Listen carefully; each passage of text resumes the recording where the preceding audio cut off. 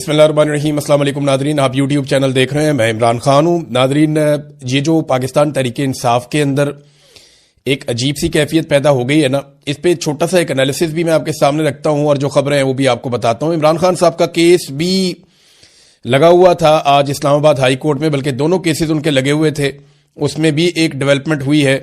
और ये केसेस इस मौके पर दोनों इकट्ठे कैसे लग गए और किस तरीके से ये आगे बढ़ेंगे ये भी आपको मैं अभी बताता हूं। और पाकिस्तान एक बड़े अजीबोगरीब सिचुएशन में फंस गया है मौजूदा रिजीम के हाथों। उससे पाकिस्तान कैसे निकल सकता है और ये हालात पाकिस्तान को कहां ले जाएंगे।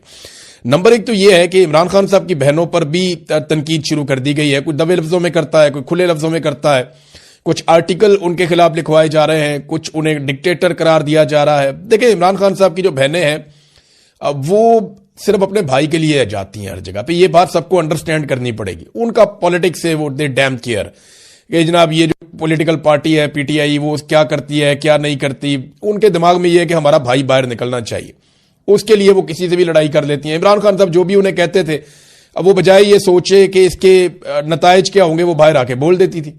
देखिए ना, अगर अलीमा खानम और बाकी लोग पॉलिटिकल होते जैसे बाकी पॉलिटिकल लोग सोचते हैं तो वो बाहर आकर अल्फाज को तब्दील कर लेते, लेकिन जो इमरान खान ने कहा उन्होंने बाहर आकर बिल्कुल वैसे ही वो बात की और पार्टी के लोगों ने शायद उस तरह से बात नहीं की। तो अब सूरत ये पैदा हो गई है कि वो खुलकर कह रही हैं कि पाकिस्तान तहरीक इंसाफ जो कर सकती थी वो उन्होंने नहीं किया, और ये बात पाकिस्तान का सोशल मीडिया भी कह रहा है। इमरान खान साहब की पॉलिटिकल पार्टी जो है उसकी वो स्ट्रेंथ जो वो शो कर सकती थी, जितने बड़े पैमाने पे लोगों ने उनका साथ दिया, जितने बड़े पैमाने पे लोग उनके साथ खड़े हुए, उस तरीके से वो काम कर नहीं पाए। और इसके लिए अगर मैं कहूं कि सबसे बड़ा कसूरवार कौन है, तो सबसे बड़ी गलती हुई गंडापुर साहब से। गंडापुर साहब को एतमाद भी मिला, मौका भी मिला, लोग भी बहुत बड़ी तादाद में उनके साथ चले, लेकिन गंडापुर साहब ने 2 मरतबा ऐसा किया कि पाकिस्तान तहरीक इंसाफ के अंदर जो एक तहरीक चलाने की कैपेसिटी थी वो बहुत बुरी तरह मुतासिर हुई। अभी बार बार कोशिश करने के बावजूद तहरीक इंसाफ वो कैपेसिटी उस तरीके से दोबारा बढ़ा नहीं पाई। हाँ, एक मोमेंटम बनाया सुहेल अफरीदी ने और वो कुछ और चीजें करने की बात कर रहे हैं, लेकिन क्या ये हो पाएगा। एक तरफ इमरान खान साहब की बहनों के ऊपर तनकीद जो है वो शदीद हो गई है, वो तेज हो रही है, और पार्टी के जो जराए हैं वो ये कहते हैं, जो इंटरनल मीटिंग्स हो रही हैं उनमें यह तय किया गया कि इमरान खान साहब को मुज़ाकरात के जरिए बाहर लाया जाए, सड़कें कोई ऑप्शन नहीं है। अब एक सवाल यह पैदा होता है कि अगर ये मुज़ाकरात करते हैं हुकूमत के साथ तो किन शराइत के ऊपर मुज़ाकरात करेंगे।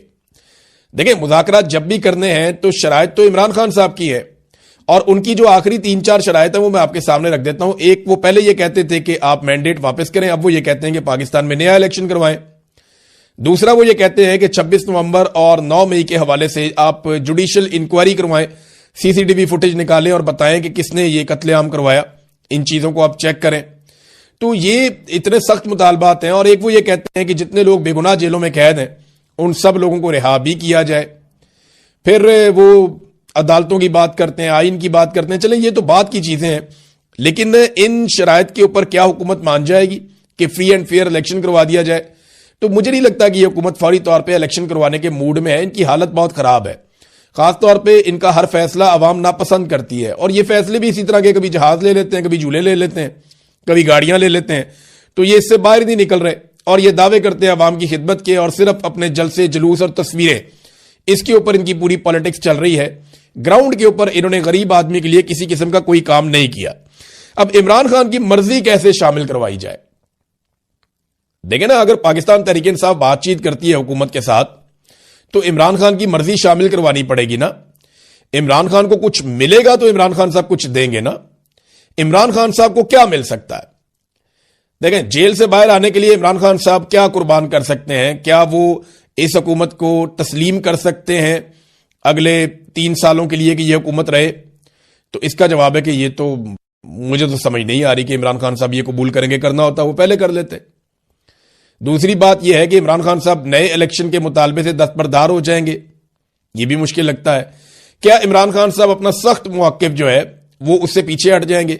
हाँ, ये मुझे लगता है कि इमरान खान साहब अपने मौक़िफ़ में कुछ हद तक नरमी ला सकते हैं और कुछ अपने आप को एक लिमिट में ले जा सकते हैं कि ठीक है, मैं इससे आगे नहीं जाता और तुम भी इससे आगे मत जाना। तो ये तो अच्छी बात है। अगर एस्टेब्लिशमेंट भी अपने आप को बांध ले और वो ये कहे जी ठीक है हम अपनी हदूद के अंदर जा रहे हैं, तो सियासतदान भी अपनी हदूद के अंदर चले जाएं, ये अच्छी बात है। लेकिन इस वक्त हुकूमत के पास इमरान खान को देने के लिए क्या है? यह है बड़ा सवाल। और जो लोग मुज़ाकरात करना चाहते हैं हुकूमत के साथ, वो इमरान खान को हुकूमत से क्या लेकर दे सकते हैं, यह है दूसरा सवाल। सुहेल अफरीदी साहब जो है ना, वो अच्छा सिस्टम ये बात समझता है कि खतरा अब उन्हें पाकिस्तान तहरीक इंसाफ से नहीं है, खतरा उन्हें अब इमरान खान की फैमिली से है। या सुहेल अफरीदी को वो कुछ हद तक खतरा समझते हैं, लेकिन उन्हें काफी हद तक डिस्क्रेडिट करने में कामयाब रही है एस्टेब्लिशमेंट। खासतौर पे जो गंडापुर साहब ने पूरा एक एपिसोड चलाया, और उसके बाद जिस तरह से सुहेल अफरीदी साहब इस्लामाबाद के अंदर बंद हो गए जब इमरान खान साहब का इशू उठा, और रहती सही कसर जो है वो अभी बैरिस्टर गौर ने कह दिया कि सुहेल अफरीदी हर चीज में ऑन बोर्ड थे और वो भी कॉन्फ्रेंस कॉल के अंदर शामिल थे जो अलीमा खानम सुन रही थी, तो उसे तासुर यह गया कि जैसे सारी चीजों में वो शामिल है, तो उन्हें डिस्क्रेडिट करने की कोशिश की जा रही है। देखिए सुहेल अफरीदी के पास अब बचा क्या है। इमरान खान साहब का जो आखिरी उनके लिए पैगाम था सुहेल अफरीदी के लिए, वो ये था कि स्ट्रीट मूवमेंट की तैयारी करो। उसके बाद इमरान खान साहब ने उन्हें कोई पैगाम नहीं दिया, और स्ट्रीट मूवमेंट की तैयारी अभी तक तो सिफर है। हाँ, ये कि मोमेंटम बनाया, जलसे जुलूस किए उन्होंने, वो तो इमरान खान का नाम लेकर आप जहां भी पाकिस्तान में जाएंगे, जो भी वजीर आला होगा वहां लोग निकल आएंगे, लेकिन स्ट्रीट मूवमेंट के लिए जो टेक्निकल तैयारियां हैं वो अभी तक नहीं की। और अब वो कहते हैं जी वो एक तैयारी करने जा रहे हैं, उसके लिए भी उन्हें काफी रुकावटों का सामना करना पड़ेगा। देखिए सुहेल अफरीदी को यह देखना पड़ेगा कि ये जो पुराने तजर्बाकार सियासतदान है, ये उनको अपनी तरह का बना लेंगे थोड़े अरसे में, और उनका इमेज भी इनकी तरह का ही बन जाएगा। अब उन्होंने यह सोचना है कि वो इमरान खान के नजरिए के मुताबिक पब्लिक के साथ खड़े होंगे या एस्टेब्लिशमेंट के नजरिए के मुताबिक अपने पुराने और तजर्बाकार सियासतदान साथियों के साथ खड़े होंगे, या इसके बीच में कोई बैलेंस क्रिएट करने की कोशिश करेंगे। ये आपको आहिस्ता आहिस्ता साथ साथ पता चलता जाएगा। अब आ जाए इमरान खान साहब के केसेस की तरफ, तो एक केस जो लगा हुआ था हाई कोर्ट में अलकादर यूनिवर्सिटी वाला, उसमें 11 मार्च की तारीख दे दी गई। अब देखिए कितनी लंबी तारीख थी, जरा इसका टाइमलाइन तो चेक करें ना, ये केसेस कब से इमरान खान साहब ने दायर किए हुए हैं और कितनी लंबी लंबी तारीखें दी जाती हैं। ये देखें जनाब, ये इमरान खान साहब के खिलाफ जो फैसला है वो आया था 17 जनवरी को पिछले साल, और उसके बाद 15 मई को जनाब मुकर्रर किया गया अपील के लिए, फिर जनाब नोटिस कर दिए गए, फिर 5 जून को नैब ने मजीद वक्त मांग लिया, फिर 11 जून को जो बेंच था वो दस्तयाब ही नहीं था, फिर 26 जून को नैब के नए प्रोसिक्यूटर ने 4 हफ्ते का वक्त मांग लिया था, फिर 26 सितंबर तक ये केस नहीं लगा, फिर प्रोसिक्यूटर की तबीयत खराब हो गई, फिर 16 अक्टूबर को बेंच ही दस्तयाब नहीं था कि जनाब केस नहीं लग सकता अब, फिर 4 नवंबर को बुशरा बीबी ने दरखास्त दायर की, वो आज तक लगी नहीं, फिर 14 फरवरी को इन्होंने कहा जी कि जल्द समाअत हमारी की जाए, दरखास्त दायर की गई, और जनाब ये आज के दिन के लिए मुकर्रर थी, और अब 11 मार्च दोबारा दे दी गई है।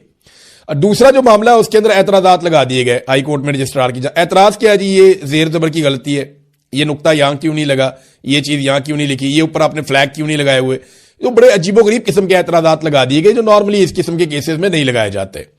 इसके ऊपर बात भी हुई अदालत के अंदर, लेकिन जज साहब जो वहां पे थे उन्होंने कहा नहीं जी आप इसको दूर कर ले, एक हफ्ते का टाइम मेरे ख्याल में वहां पे भी दे दिया है।